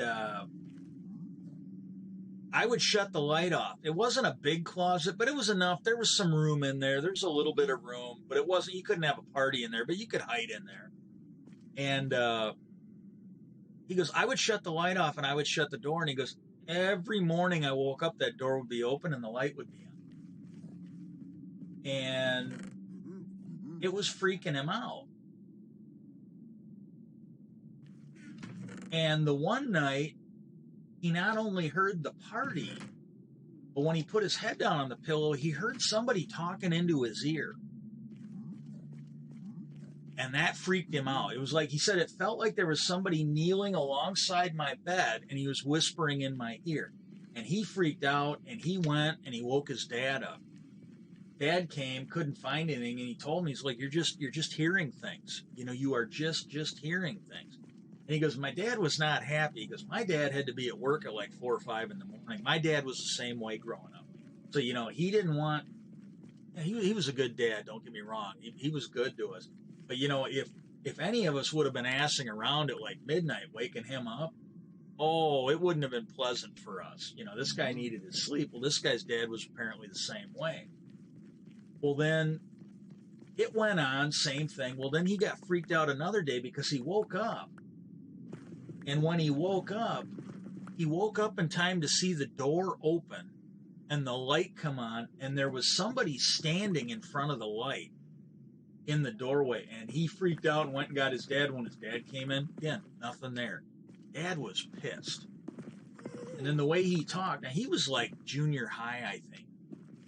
And the way he talked, if I'm remembering the story right, his aunt was considered herself a psychic. She told everybody she was psychic. I don't know if she just came over on her own or if maybe the dad or the mom called her and said, hey, is there something you can do to come in? But his aunt showed up. But as far as he was known, it was all spontaneous. But I'm thinking, knowing the way adults are, if they knew she was like that and he knew she was like that, they might have figured, you know what, instead of waking me up every other week or whatever the hell it is, maybe my sister can come over and, get him to figure it's, he figured it was all in his head, but if she comes over and tells him it's okay. But what happened was his aunt came over, and I guess the first thing she did when she came in, she's like, you're having a problem in your room. And he's like, yeah. She goes, well, take me to it. And he goes, I don't know what the hell she did, but he goes, she was in there for hours by herself, not making any noise. She was in there for an awfully long time. When she came out, she said, yeah, it's probably over. She goes, let me know if it isn't. But she said, that guy didn't mean any harm. He died in this house. He burned to death in a fire. And there was a party going on, but I guess he fell asleep. Cigarette set the place on fire, so he died in the house, and that's why he was there. But he said he honestly didn't mean any harm, and he won't be back. He won't bother you anymore. And he didn't have any more problems with it. And so, you had 2 different people that had problems with the ghost, right? Now, she's a little bit older. She's even a little bit old for my generation. She's kind of more like my sister's generation or my mom's generation, but it was this actress or singer. She's still not bad to look at, but she was really hot back in the day. But her name is Connie Stevens. I don't remember if she was an actress or a singer, but she made money in Hollywood. She made money in show business. And what happened was she had gotten a divorce. And this is how she told the story. She had gotten a divorce. Oh, mother load. I'm up to 8 now.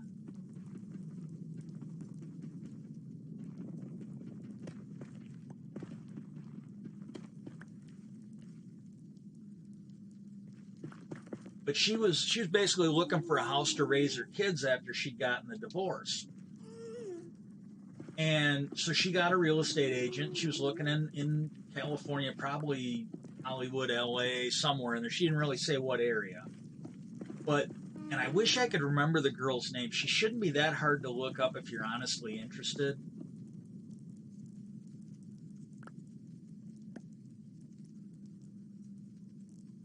But there was a Olympic figure skater. She was from Norway, I think. She was an Olympic figure skater, and I think she won medals. I don't know if I can't say for sure off the top of my head if it was a gold medal, but I'm pretty sure she won Olympic medals.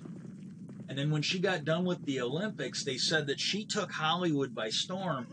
And I don't know what the year would have been, but whatever year it was, if you basically look for Norwegian Olympic figure skater that went into Hollywood, that should bring up Anna something. Oh, this is the good side now. Okay, I'm up to 9 debris. Just imagine a 9 debris counter on the screen right now. That's where we're at. And, but anyways, this woman had built the house. But at the time, I guess she was the highest paid actress in Hollywood. And they were looking, because the real estate agent's like, oh man, this is a perfect house. I know you're going to love it. And she told her, she goes, look, she goes, I'm an actor, but I'm not that kind of an actor. I don't have that kind of money. So she goes, you got to be, whatever you're going to show me, you got to be realistic about what I can afford. She goes, I don't have that kind of money. And she goes, look, you got to see it. Even if you can't buy it, you got to see it. This house is just beautiful. And so what happened was she took her to it, and her kids were looking around. She had one daughter that was 8, and I think she had one that was slightly older, one of them was like 6 or 8, and the other one was like a couple years, but they were both old enough to talk in that. But when they got in there, I guess they saw the one bedroom, and her daughters both are like, this bedroom was made for a princess. Mommy can sleep here. Her kids loved it. And they were looking around, and it was a beautiful house, and the whole time she's thinking, I can't afford this. I just cannot afford this. And she said this guy came down the stairs, and he looked like a Viking. It was just this, and when I first saw this, I'm thinking, oh my God, this is the ghost. It's celebrity hauntings and shit. But it was this big burly guy. She goes, he looked like a Viking. He had a cane, and he seemed angry. He was pointing the cane at him, and all of a sudden she said he looked angry, and she felt really bad. She's like, sir, I'm really sorry. I'll get my girls and go. We didn't mean to disturb anybody. And the guy either started speaking English, or he started speaking slower so they could understand him, because she didn't understand him up until this point. And he said, no, he goes, I wasn't trying to, I'm jumping in on the heist.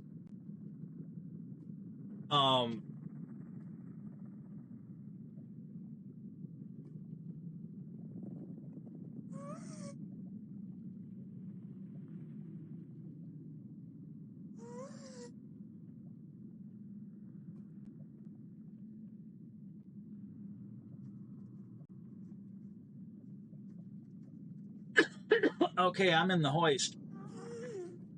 But he started speaking so they could understand him, and he said, no, he goes, I wasn't trying to get rid of you. He said, he goes, I hope you enjoy the house. I hope you buy it, because he said, my wife always wanted kids. It was the dead woman. Apparently his wife had just left. The one who built it was her husband. And he goes, my wife always wanted to have kids, and she never did. She would love the idea of, someone raising beautiful children in this house. And he's like, you must buy this house.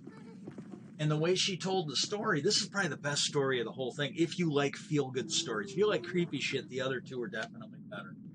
But he's like, you must buy this house. And she goes, look, I love this house. It's beautiful. But she goes, I can't afford it. And he goes, well, what can you afford? And she basically told him what she could afford per month for 30 years. She said she talked about the bank. She could afford no more than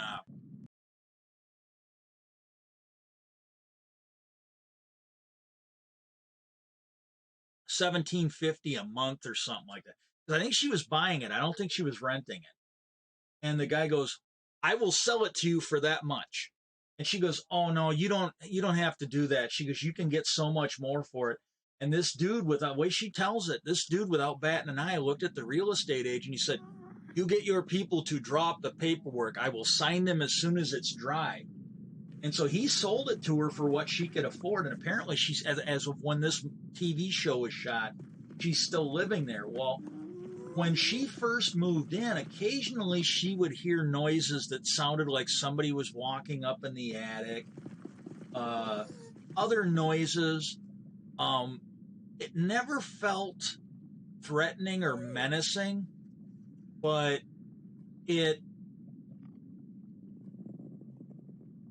she said that the way the walking was, it was like it was nervous, disturbed. It wasn't at ease. That's the feeling she got, but it wasn't wasn't vicious, malicious, none of this. But it just gave her, kind of an off feeling. And then she said one of the times she was exploring, and with all of these shows that I've watched, they always do these reenactments where they kind of like, oh, we're going to bring in actors and we're going to do this or we're going to do that, so you can kind of visualize it. Well, she said she decided to go up into the attic.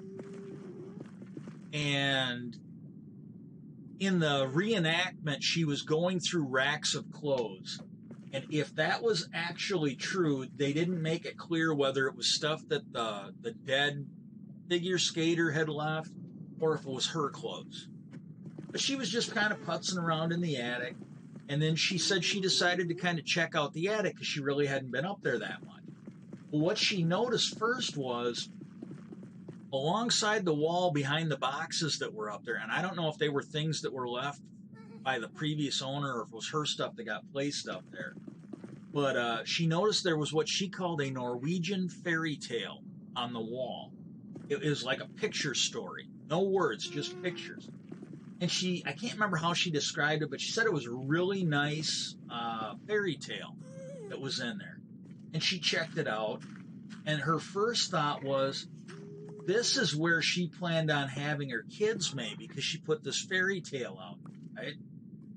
And then as she looked around, she goes, I started noticing that there was some kind of a machine that was, there was some kind of a machine in the floor. It was disassembled, looked like it hadn't been used in a while. And after she figured it out, what it was is this woman, because she was an Olympic figure skater, had gotten this machine put in there where she could actually turn the floor of her attic into an ice rink. So it was like a walk-in attic, so she could actually figure skate up there. Well, then she figured out this wasn't where she planned to have her kids. This was like her version of a man cave. This is where she would go. This was her room to get away. She could go up there and ice skate and kick back and relax and just get away from it all. And then she got thinking, she goes, oh my God, she goes, this was probably the most important room in the house to her. And so what she figured she should do is she should basically make sure she respected this room. And she got thinking about it, and she goes, well, my kids don't figure skate. They don't ice skate. But her kids had gotten really big into roller skating. So what she did was she put in a roller skating floor in the attic. And then her kids, she said, when they found out they could go up there and roller skate, she said they would go up there and spend all this time up there. And she goes, I never felt that pensive pacing. She goes, when I would hear the pacing up there, it was always happier. The mood was happier. And she said her kids were always giggling. Her kids were always having fun. She goes, I never had another kind of moody thought in that house. Everything that came off that house was now good. And she goes, I think she figured out that we weren't there to harm anything. We were going to respect the house. I think she liked watching my girls grow up, because that was something else I forgot to mention. She said that when she would have people over, nobody would be in the house, but you would see the attic light come on and you could see somebody in the window. And that happened off and on. And then, but she told that story. It sounds like once she put that roller skating rink in and her kids went up there and had a good time, everything was great from then on. And then she said, she goes, I really feel bad for the next person that's going to own this house, because she said it isn't going to just be her haunting it, it's going to be me too. They're going to get stuck with both of us. And then she said she started dating somebody recently, and they came over and picked her up at her house. And when she was coming out to the car, I guess the attic light came on and there was nobody there. No human beings in there. But when she got into the car, he said, "Oh, there's somebody up in the attic. I can see him in the window." And she goes, "I really didn't want to scare him, so I just said, 'Yep, there's somebody up there. They'll keep an eye on the house for me while I'm gone.'" Now, the third story, I didn't really watch too much. It wasn't as interesting, but my God, was that a good show to watch. I got a feeling most of those shows are shit. When I was watching that, I'm just like, oh my God, that they weren't overly creepy. I thought they were pretty good stories. And I've started looking for UFO shit, so a lot of the other related crazy shit's coming out of the wet woodwork. But I think I talked about this in the last stream. Uh, I saw a thing on the news a couple years ago, and I honest to God thought Trump was just doing a wag the dog for something that he fucked up. But they announced on the news that the Pentagon was letting people know that UFOs were real and that they were releasing some information on it. Well, when I found out that that was true, I've actually been occasionally searching for information, and I've been kind of going over some of the older stuff that I already knew about but might not be fresh in my head. I was looking at some of the newer stuff that was coming out just to reevaluate it because um, there's been a lot in the probably 15, 20 years since I've done any aggressive like reading on that. Things have really changed. It's almost 10 o'clock here. You guys have been great. Hope everybody can make it. I'm going to definitely try to make it Thursday. So stop in Thursday. And I don't know if I'm going to be mining again. Maybe I'll have some more work done and I can show you something cool or be working on something. But I thank everybody from coming in. And seriously, when I do these streams, if you guys want to chat a little bit, if I'm talking about something that is just boring as watching paint dry, let me know and we'll switch up the conversation. But if nobody says anything, I'm going to talk about whatever's going on in my mind. And sometimes it's going to be great and sometimes it's going to be epic shit. But if you guys help me out a little bit, we'll turn these discussions into something a little more interesting. And I want to thank everybody for coming in and have yourself a great day.